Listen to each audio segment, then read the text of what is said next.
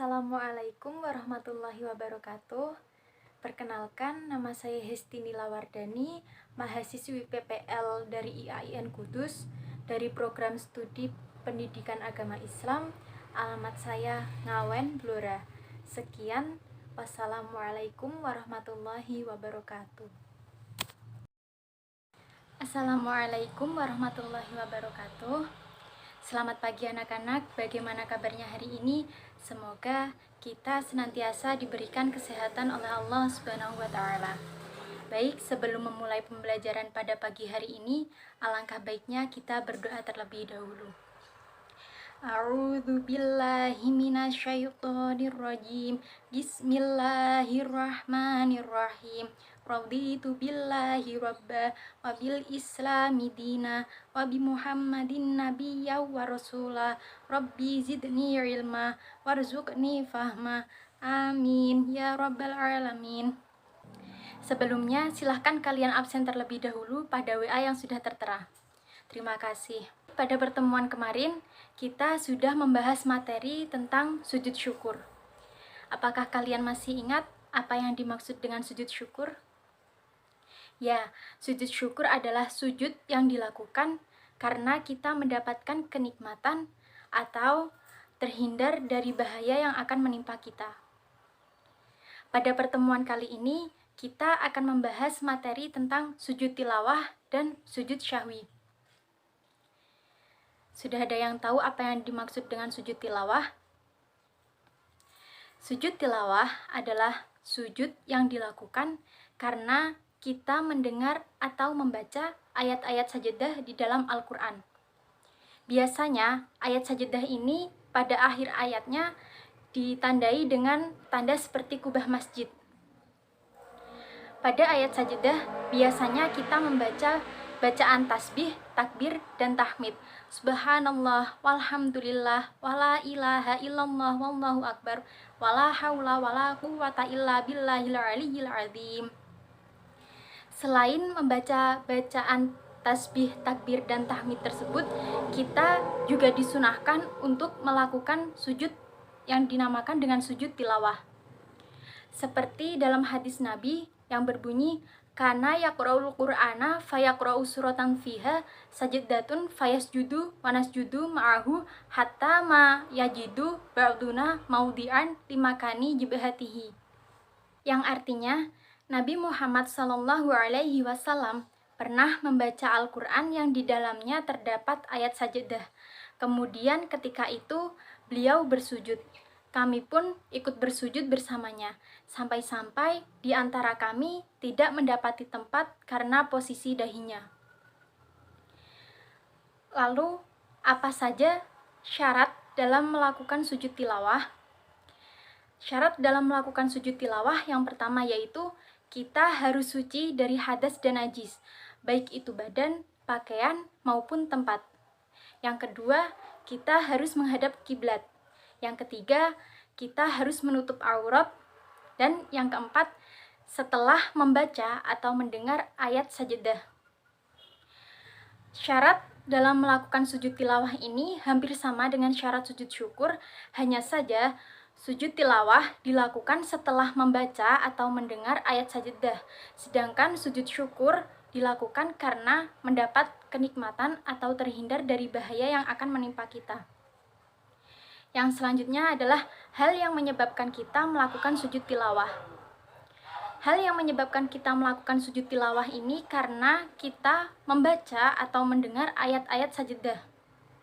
Ayat-ayat sajadah di dalam Al-Quran ini ada 15, yaitu Surat Al-A'raf ayat 206, Surat Ar-Ra'd ayat 15, Surat An-Nahl ayat 49, Surat Al-Isra ayat 107, Surat Maryam ayat 58, Surat Al-Hajj ayat 18 dan 77, Surat Al-Furqan ayat 60, Surat An-Naml ayat 26, Surat As-Sajdah ayat 15, Surat Shad ayat 24, Surat Fussilat ayat 37, Surat An-Najm ayat 62, Surat Al-Insyiqaq ayat 21, Surat Al-Alaq ayat 19. Yang selanjutnya yaitu tata cara melakukan sujud tilawah. Tata cara melakukan sujud tilawah ini ada dua. Yang pertama yaitu ketika di dalam sholat, dan yang kedua ketika di luar sholat. Yang pertama, tata cara melakukan sujud tilawah ketika di dalam sholat.